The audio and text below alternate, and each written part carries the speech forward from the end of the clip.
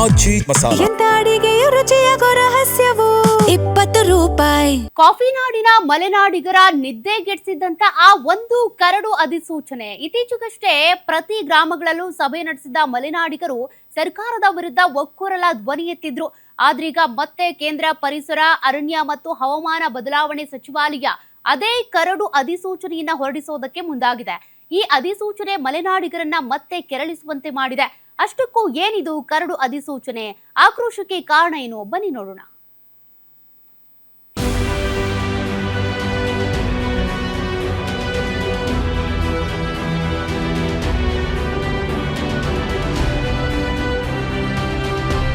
ಕೇಂದ್ರ ಪರಿಸರ, ಅರಣ್ಯ ಮತ್ತು ಹವಾಮಾನ ಬದಲಾವಣೆ ಸಚಿವಾಲಯ ಮತ್ತೆ ಹೊರಡಿಸಿರೋ ಈ ಕರಡು ಅಧಿಸೂಚನೆ ಮಲೆನಾಡಿನ ಜನರ ಹೊಟ್ಟೆಗೆ ಬೆಂಕಿ ಬಿದ್ದಂತಾಗಿದೆ. ಕಾಫಿನಾಡಿನ ಬರೋಬ್ಬರಿ 137 ಹಳ್ಳಿಗಳನ್ನು ಪರಿಸರ ಸೂಕ್ಷ್ಮ ವಲಯ ಎಂದು ಘೋಷಿಸಲು ಸಚಿವಾಲಯ ಮುಂದಾಗಿದೆ.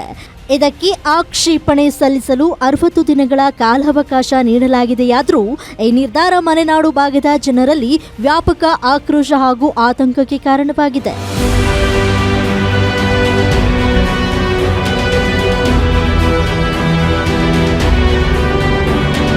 ಪಶ್ಚಿಮ ಘಟ್ಟ ವ್ಯಾಪ್ತಿಯ ಬರೋಬ್ಬರಿ 20,668 ಚದರ ಕಿಲೋಮೀಟರ್ ಪ್ರದೇಶವನ್ನ ಸೂಕ್ಷ್ಮ ವಲಯವೆಂದು ಗುರುತಿಸಲಾಗಿದೆ. ರಾಜ್ಯದ ಶಿವಮೊಗ್ಗ, ಚಿಕ್ಕಮಗಳೂರು, ಕೊಡಗು, ಹಾಸನ, ಉತ್ತರ ಕನ್ನಡ, ದಕ್ಷಿಣ ಕನ್ನಡ, ಮೈಸೂರು, ಚಾಮರಾಜನಗರ ಹಾಗೂ ಬೆಳಗಾವಿ ಜಿಲ್ಲೆಗಳ ಪ್ರದೇಶಗಳು ಈ ಪಟ್ಟಿಯಲ್ಲಿವೆ. ಇದೀಗ 60 ದಿನಗಳ ಒಳಗೆ ಆಕ್ಷೇಪಣೆ ಸಲ್ಲಿಸದಿದ್ರೆ ಈ ನಿಯಮ ಜಾರಿಯಾಗುವುದು ಖಚಿತ ಎಂಬಂತಿದ್ದು ಇದು ಸ್ಥಳೀಯರ ಕೆಂಗಣ್ಣಿಗೆ ಗುರಿಯಾಗಿದೆ. ಈ ESZ ಏನು ಮಾಡ್ತಾ ಇದ್ದಾರೆ, ಎಕೋ ಸೆನ್ಸಿಟಿವ್ ಝೋನ್ನ ಏನು ಮಾಡುವಂಥದ್ದು ಈಗ ಒಂದು 6 ವರ್ಷಗಳ ಮುಂಚೆ ಇದಾಯಿತು. ಆಗ ಗ್ರಾಮ ಪಂಚಾಯಿತಿ ಇತ್ತು, ತಾಲೂಕ್ ಪಂಚಾಯಿತಿ ಇತ್ತು, ಜಿಲ್ಲಾ ಪಂಚಾಯಿತಿ ಇತ್ತು, ಚುನಾಯಿತ ಪ್ರತಿನಿಧಿಗಳಿದ್ದರು. ಎಲ್ಲ ಚುನಾಯಿತ ಪ್ರತಿನಿಧಿಗಳು ಒಟ್ಟು ಸೇರಿದಂತೆ ನಾವೇನು ಮಾಡಿದ್ವಿ, ಈ ESZನ ನೀವು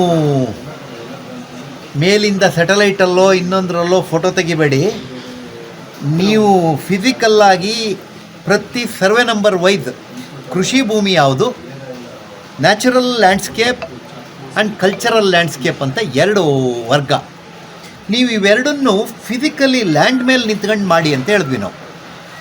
ನಾವು ಆಗ ಅಬ್ಜೆಕ್ಷನ್ ಹಾಕ್ತಾ ಎಲ್ಲ ಗ್ರಾಮ ಪಂಚಾಯಿತಿಗಳಿಂದ ಅಬ್ಜೆಕ್ಷನ್ ಹಾಕಿದ್ವಿ. ಚಿಕ್ಕಮಗಳೂರು ಜಿಲ್ಲೆಯ 80%ಕ್ಕೂ ಹೆಚ್ಚು ಜನ ಕೇವಲ ಕೃಷಿಯನ್ನೇ ನೆಚ್ಚಿ ಜೀವನ ನಡೆಸ್ತಾ ಇದ್ದಾರೆ. ಒಂದು ವೇಳೆ ಈ ಕರಡು ಅಧಿಸೂಚನೆ ಜಾರಿಯಾದ್ರೆ ರೈತರು ತಮ್ಮ ಸ್ವಂತ ಜಮೀನಿನಲ್ಲೇ ಪರದಾಡುವ ಪರಿಸ್ಥಿತಿ ನಿರ್ಮಾಣವಾಗಿದೆ.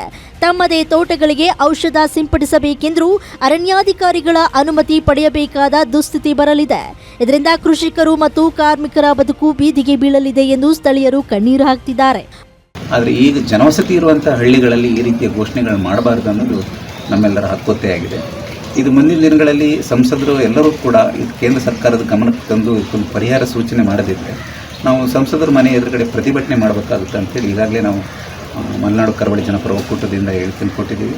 ನಾವು 6 ಜಿಲ್ಲೆಯ ಪ್ರವಾಸವನ್ನು ಇದಕ್ಕೋಸ್ಕರ ನಾವು ಕೊಡಗಿನಿಂದ ಉಡುಪಿ, ಸಾಗರ ಎಲ್ಲ ಮಾಡಿದ್ದೀವಿ. ಮುಂದಿನ ದಿನಗಳಲ್ಲಿ ನಾವು ಹೋರಾಟವನ್ನು ರೂಪಿಸಬೇಕಾಗುತ್ತೆ. ಒಟ್ನಲ್ಲಿ ಕೇಂದ್ರ ಸರ್ಕಾರದಿಂದ ಹೊರಬಿದ್ದಿರುವ ಈ ಕರಡು ಅಧಿಸೂಚನೆಗೆ ಸ್ಥಳೀಯರು ಸಲ್ಲಿಸುವ ಆಕ್ಷೇಪಣೆಗಳು ಎಷ್ಟರ ಮಟ್ಟಿಗೆ ಸಚಿವಾಲಯದ ಕಣ್ಣು ತೆರೆಸುತ್ತೋ ಕಾದು ನೋಡಬೇಕಾಗಿದೆ. ಒಂದ್ ವೇಳೆ ಜನವಿರೋಧಿ ನಿಯಮಗಳನ್ನ ಬಲವಂತವಾಗಿ ಜನರ ಮೇಲೆ ಹೇರಿದ್ರೆ ಮಲೆನಾಡಿಗರು ಸರ್ಕಾರದ ವಿರುದ್ಧ ತಿರುಗಿ ಬೀಳೋದಂತೂ ಖಂಡಿತ. ಭರತ್ ಬೆಟ್ಟದ ಮನೆ, ಗ್ಯಾರಂಟಿ ನ್ಯೂಸ್, ಚಿಕ್ಕಮಗಳೂರು.